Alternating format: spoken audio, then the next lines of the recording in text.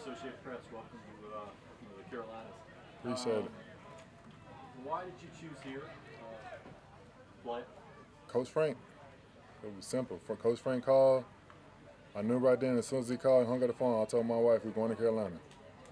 So it was an easy decision. And why? What about him? I trust him, y'all. He's a stand-up guy. What you see is what you get. He's going to be straight up forward, which is the guy that you know you can count on. And I think that, like I said, the biggest thing is trust. I wanted somebody I can trust. How early on, like, when did this process start for you? Is this just this week it popped up, or has this been going on for a bit? For a couple months now. He called, I don't remember exactly when he called, but it's been a couple months. What do you think was the delay? Just getting on the same page with the contract. Is there part of you too? I'm sorry, Joe Person with the Athletic. Is there part of you too, as a vet, who kind of didn't necessarily have to be at all of training camp? Yeah, I was in no rush to come. We could have waited another week and I wouldn't have been mad. Could you expand on that just after 13 years now and knowing your body and kind of how to prepare for the season like that? Oh yeah, it's just, to me, it was just let's work on the body at this point in time. I think I was able to control more of what I'm doing and more. I think once you start practicing it and hitting each other, it's more maintaining the body than building the body. It's hard to build the body when you're breaking it down every day. So right now, as soon as it starts, it's more about maintaining, getting back together. So when I wasn't here, I was able to build because I wasn't hitting. So it was able to work on my body and continue to grow. Justin John on Sidebar Radio. The idea that, sacks come in waves, that's how this game goes. You had a stretch, I think, between like week 7 and 11 last year where it started clicking a little bit.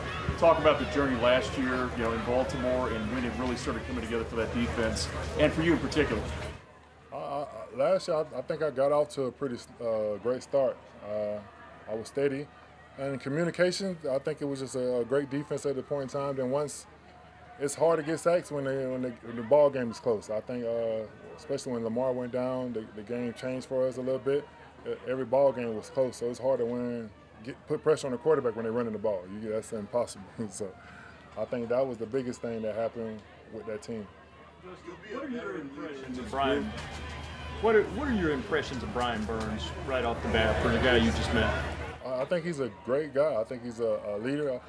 I love the way he practiced. I love the way he worked. I think I'm gonna love playing with him. It's been a while.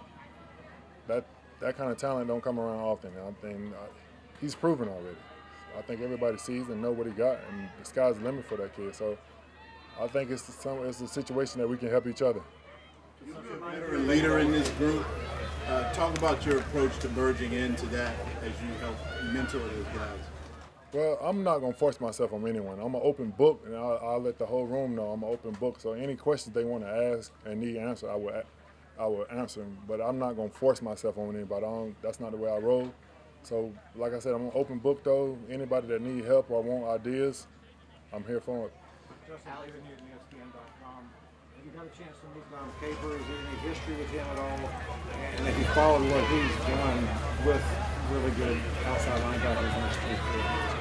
Oh, we met for a brief moment. We talked for a little bit, but we haven't really gotten the details. But yes, you're right. With the teams he have and the outside linebackers, I don't know not one guy that didn't succeed in his defense. So I think I'm gonna love playing in this defense. Alex Etlow of the Charlotte Observer. Frank talked about how you enjoyed being a mentor to younger players. Who did you mentor in Indianapolis, and can you expand on that? Well, I was the oldest guy in the room, so anybody, like I said, I'm an open book, so it's pretty much anybody on the D-line at that point in time, because we was all in one room. So anybody that need help, you know what I'm saying, it was little stuff. Whether it was on the field or off the field, or anything in life, I was just trying to help. Was there a mentor of yours that you looked up to, or a couple of you that kind of guided your way through this crazy NFL life?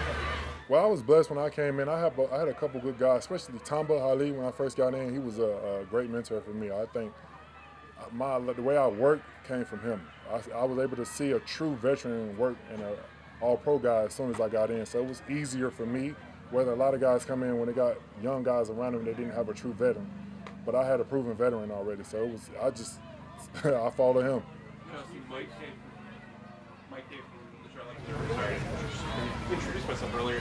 I was just curious. You played defensive end. You played outside linebacker. What do you like about playing outside linebacker? I feel like we get to do more. You get to show more of my ability than whether I feel like a 4-3 just you down in attack. You're not even reading. You can't see what's going on. Whether in a 3-4, I like standing up and I get to see.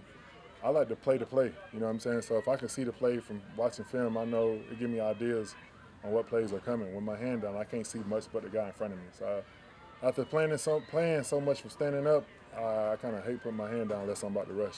Justin, Frank mentioned you really becoming a good speed to power rusher. When did that sort of transition take place in your career?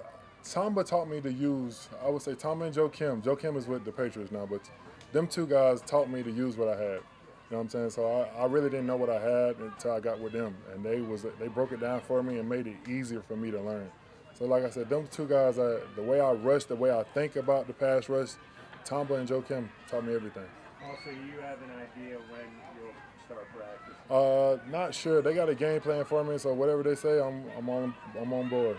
He also called you a physical specimen for a 34-year-old. How do you stay a physical specimen at 34? It just they say if you don't use it, you'll lose it. I think that's the biggest thing. The older you get, the more you have to do. And it's not really working out. It's more like rehab, prehab stuff. You know what I'm saying? So you don't really get a true break in the off season. Like I go right to maintenance, take care of my bodies, building my body back up, doing little stuff. So I think that's the biggest thing, to stay on top of it. Is it just about the physical part, or what do you do mentally, spiritually to add into that? Oh, spiritually, I'm a big believer in Christ, and it's just my wife helps me with that in that area. She bought books all the time. We always reading and praying together. She always keep me locked in and focused on the high power. You saw this offensive line last year when you faced Carolina. I know it's a lot of games in the season, but any impressions about Keem Aquanu, Taylor Moe, and some of the guys on the ends here, the bookend tackles for Carolina? I think we're young. I think they're developing. I think they're going to be real good, though. I think we got a special unit here. So I think everybody's, once they start believing in themselves, I think the biggest thing is confidence. It's hard to believe in yourself when the game's not going the way you desire it to go. So once the game start going the way we want it to go, the confidence will come and the sky's the limits for them. Deshaun Williams was just here talking about you guys and you and Brian Burns, and he said it's going to be a kind of pick your poison on who you got a double team on offense. You kind of view it the same way? Yes, I love that the thought of that, because you don't know which way you got to slide. So most times if you just got one pass rush, you know who about to get the heat the whole game. But in this case, you got two, so you don't know which way the slide coming. So you don't know who's coming, who's dropping. It make it real hard on the offense. So I think it's going to help us all. Does Frank Reich have this reputation throughout the league, like that you have this high opinion of him that you have? If you play for him, you would know. Everybody that played for him, I believe, feel the same way I feel. Yeah. Why is that? He's a trustworthy guy. I think that's the number one thing is in this game. You want to find somebody you can trust and that's going to stand on the table. Wherever they say this is what it is. And once you got that, I think it's easier to go sell out and give it all for that guy. All right, thanks, Justin. Yeah. Thanks, Justin.